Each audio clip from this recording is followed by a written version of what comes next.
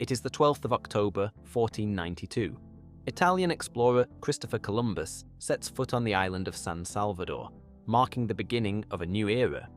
With this landing, he not only discovered the American continent, but also opened the door from the Old World, which consisted of Europe, Asia, and Africa, to the so-called New World. This led to a wave of exploration and discovery that lasted for centuries and became known as the Age of Discovery. But what does Columbus' finding have to do with an agreement between Portugal and Spain? Let's start by looking at the situation of both countries before the discovery of America. The conquest of the last Muslim kingdom of Granada on the Iberian Peninsula by the troops of the Catholic monarchs of Castile, Aragon, and Navarre is regarded as the conclusion of the Reconquista and ended centuries of political and religious disunity in the Spanish crown. Although the country remained heavily agrarian after the conquest, it gradually began to increase and consolidate its wealth through new trade opportunities and the consolidation of power.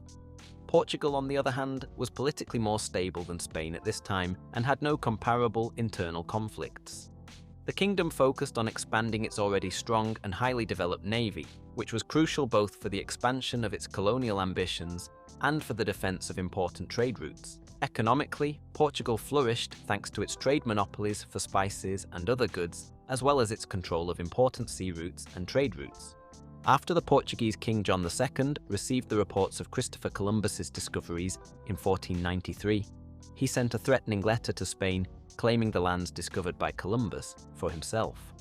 He referred to the Treaty of Alcáçovas from 1479, which stipulated that all lands south of the Canary Islands should fall to Portugal.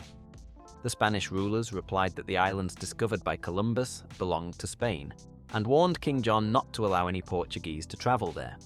Finally, the Spanish rulers invited Portugal to send ambassadors to begin diplomatic negotiations on their respective rights in the Atlantic. The Spanish rulers Ferdinand and Isabella sought papal support for their claims to the New World in order to keep the Portuguese and other potential claimants at bay. To accommodate them, Pope Alexander VI, who came from Spain, issued several bulls. These established a demarcation line that ran around 555 kilometers west of the Cape Verde Islands. Spain was granted exclusive rights to all newly discovered and yet to be discovered territories west of this line. Portuguese expeditions were to remain east of this line. Neither power was allowed to occupy territories that were already in the hands of a Christian ruler. The other European powers never accepted this papal decree or the resulting treaty, which is understandable as the division of the New World was only between Portugal and Spain, and they all had their own colonial ambitions. However, King John II was also dissatisfied with the decision, as Portugal's rights in the New World were not sufficiently recognized, and the Portuguese would not even have had enough space for their African expeditions.